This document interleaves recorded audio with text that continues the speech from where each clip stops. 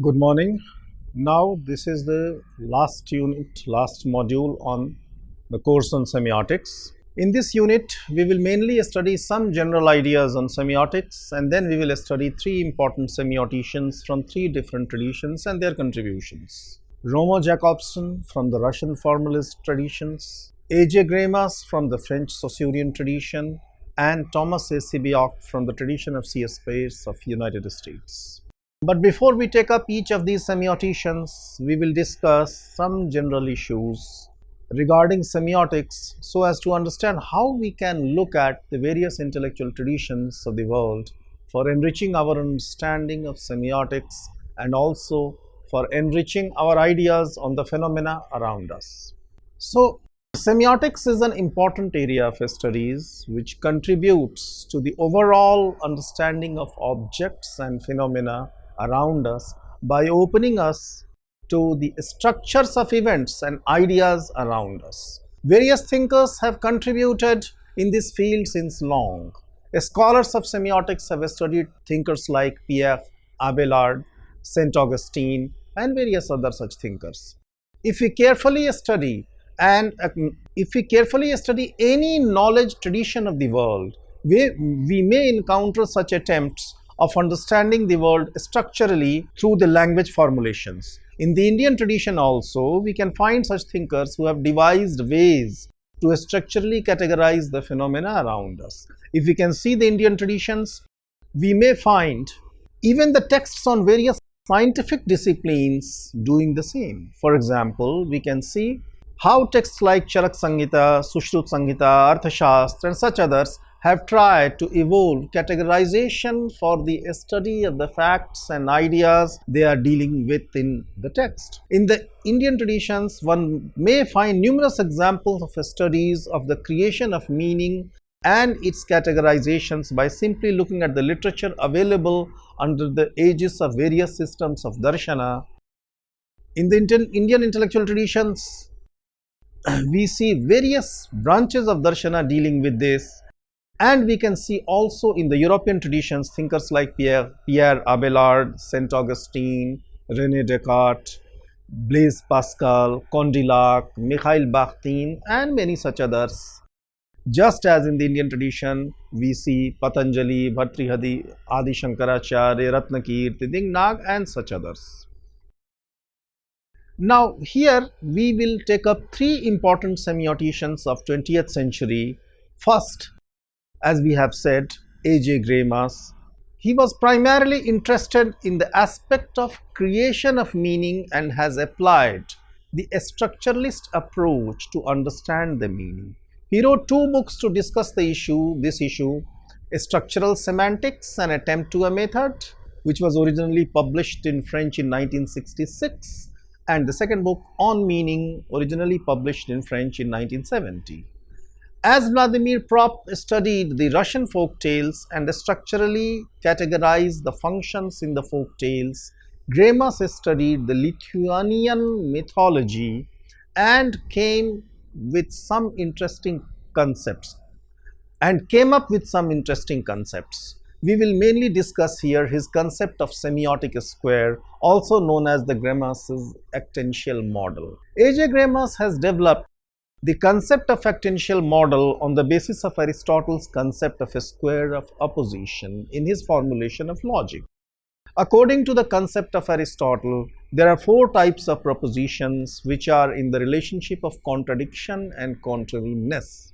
Based on this, in the history of European philosophy, a square diagram is made much after Aristotle, but it is available to us in centuries. Greimas has basically followed the same model to understand the narratives and thus proposed a similar square with contradictory functions being listed from the narratives. Greimas' semiotic square proposes to take up the contradictory signs and arrange them as follows. You can see on your screen. We can see the square that A and B are opposites. In every narrative, we find such oppositional pairs. For example, the hero and the villain. The minus A is that which helps define A, by the principle of difference as understood by Saussure. Similarly, minus B is that which helps define B by the principle of difference as understood by Saussure. So, the relationship between A and minus A are defined by negation. Similarly, minus P becomes the opposite of minus A. We can illustrate this by taking an example of A as a masculine and B as feminine. Now we can see A and B as opposites to each other. Then minus A can be not masculine, that is negation of masculine, which may mean effeminate. Similarly, minus B will be negation of B and thus would mean not feminine, which may mean mannish as a trait of a woman, like a macho woman. Now, from this basic four elements, we can find many relationships emerging in the discourse. For example, A and minus P would give us masculine plus not feminine. That is the real hero of the narrative of a folk tale, for example. A combination of B and minus A would give us feminine plus not masculine, which may mean overtly too feminine, which can be a character like a vamp in the narrative of a folk tale. If we mix the relationship between A and B, we can get masculine plus feminine, which may represent a hermaphrodite kind of character in a narrative. Similarly, minus A and minus B, that is not masculine plus not feminine, may represent a character which is asexual, which can be like an angel in a folk narrative.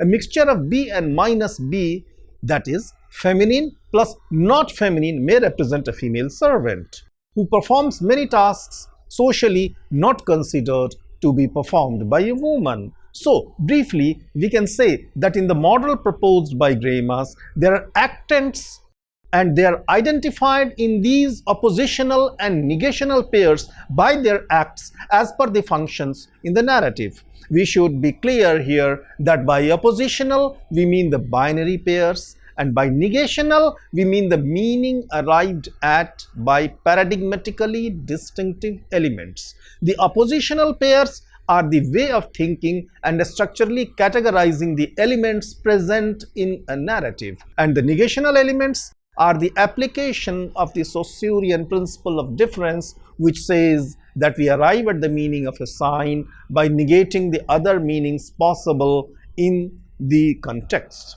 On this basis, several relationships can be studied and similar relationships can be found in narratives. If we can study the actants of various folk narratives, we may arrive at the list of a few actential categories which through opposition and negations will help us understand how the meanings and perceptions are structured in that particular folk tale, which in turn may further represent the social thoughts and the social structures.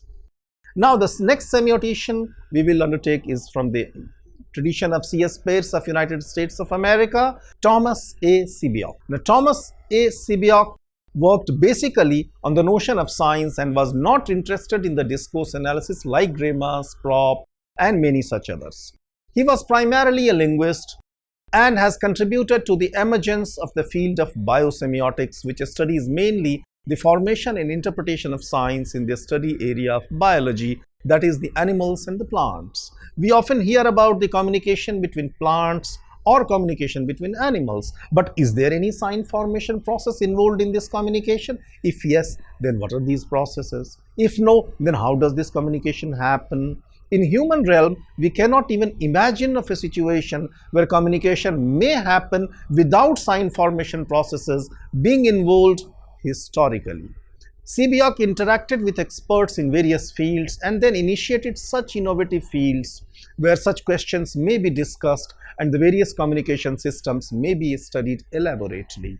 Also, Semioticians edited two important books, the Semiotic Sphere and the Semiotic Web. 1986, and the Semiotic Web has other volumes also later on, 1987, 1991, and maybe others also, in which he invited papers from semioticians of various countries of the world. Though by and large, Thomas A. Semioticians along with John Umiker Semioticians have worked in the same tradition established by C.S. Peirce in USA, Thomas A. Semioticians has done a pioneering work of interacting with the scholars of various parts of the world and have presented the various traditions of semiotic studies as being pursued in various countries and various societies of the world. Unfortunately, India has not been properly represented in his volumes, even though we know that the semiotic studies or the kind of issues studied under semiotics have been an age-old preoccupation, and even in 20th century many scholars have worked in this field.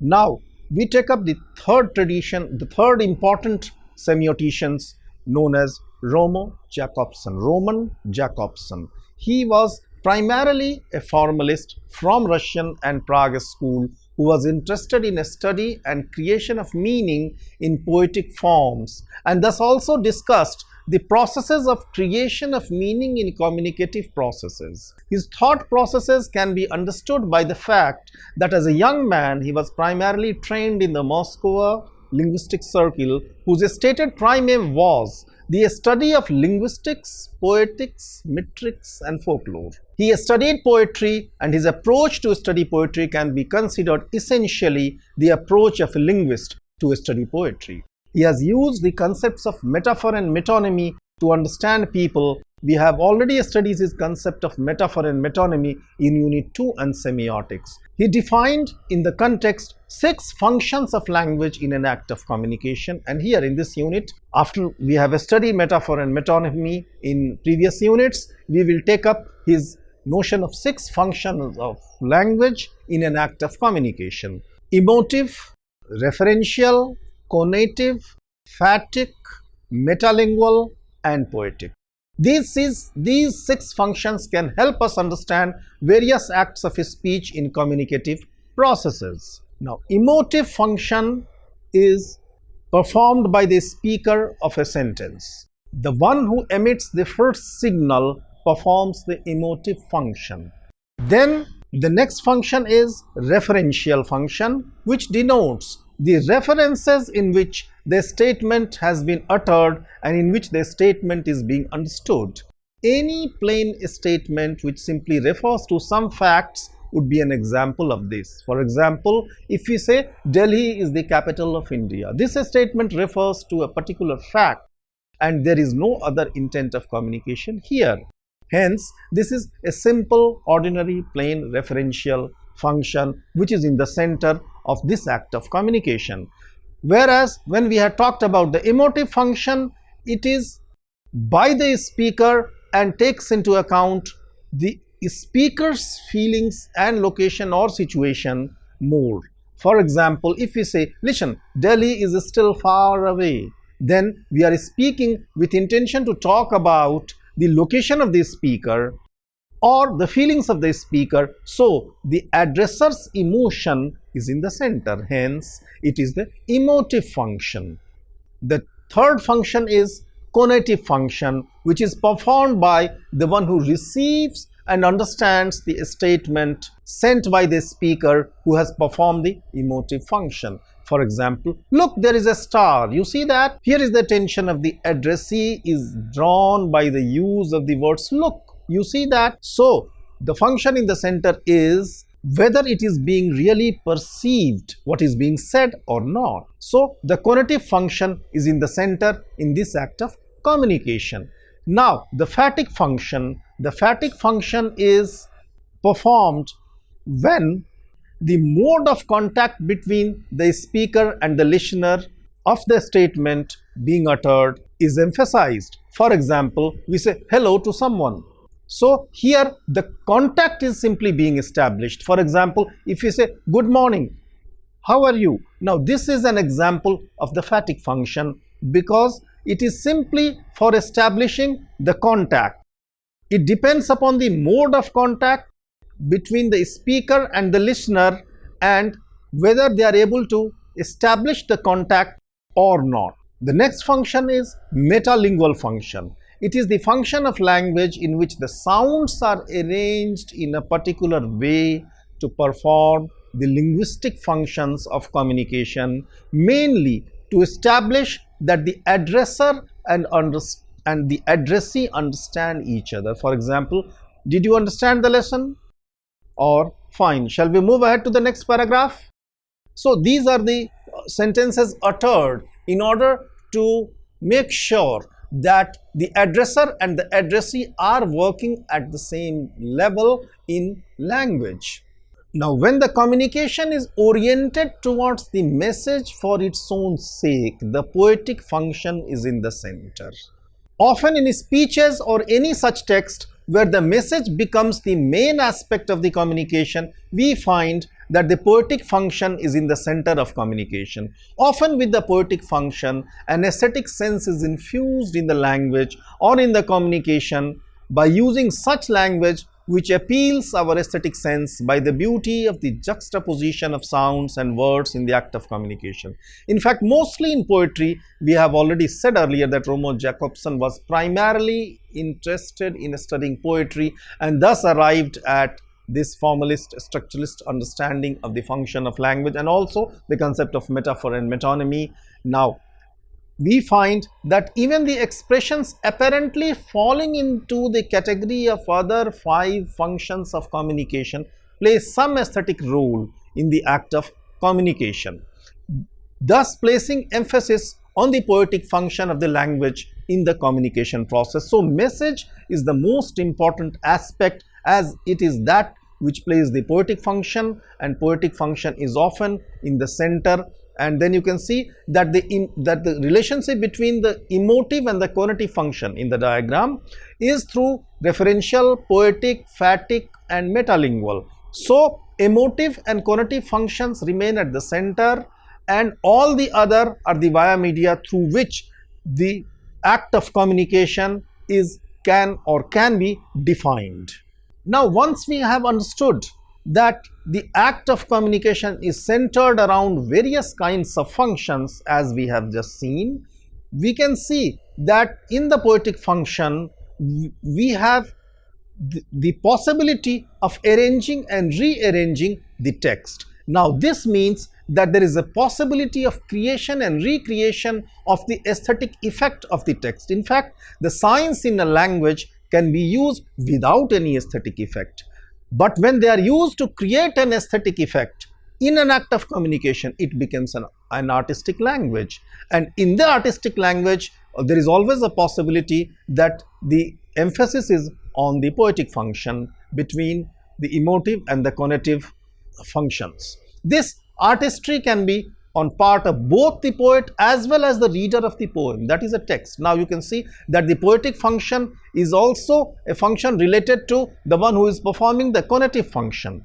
So, for example, the poems of Omar Khayyam were part of the tradition and did not become an important text until it was properly collected, edited and then translated by Edward Fitzgerald. Here, the role of the reader, who is Edward Fitzgerald, is clearly as important as the role of poet who wrote the text. It is under the edition of Fitzgerald that the text of Omar Khayyam became a literary masterpiece. Similarly, in other forms of art also, the creator of a particular piece of music or painting or a sculpture yields to the aesthetic understanding of those who are capable of appreciating the beauty by recreating the meaning of the signs used in the text while understanding the text. So, in literature and other forms of art, in fact any form of art, a constant and continuous play of language and signs happen, in the absence of which the aesthetic effect of the text may be lost. Semiotic reading of the text emphasizes on this aspect of communication, which is important in the field of use of signs in a particular type of language chosen as a medium of communication for a particular field of art, whether verbal art or visual art or oral art and such others. Now, let us summarize once what we have learnt in this unit. We have briefly studied the works and ideas of 3 important semioticians of 20th century who represent 3 different traditions. A.J. Greimas, the tradition of the French; Thomas A. Semioticians, the tradition of C.S. Peirce in United States of America; and the Roman Jakobson, who represents the Russian formalist tradition. These 3 semioticians come from various parts of the world, and it is to note here that Thomas A. Semioticians has made significant contribution by collecting the articles and the ideas of semioticians across the world who have talked about the various traditions of semiotic studies in various parts of the world.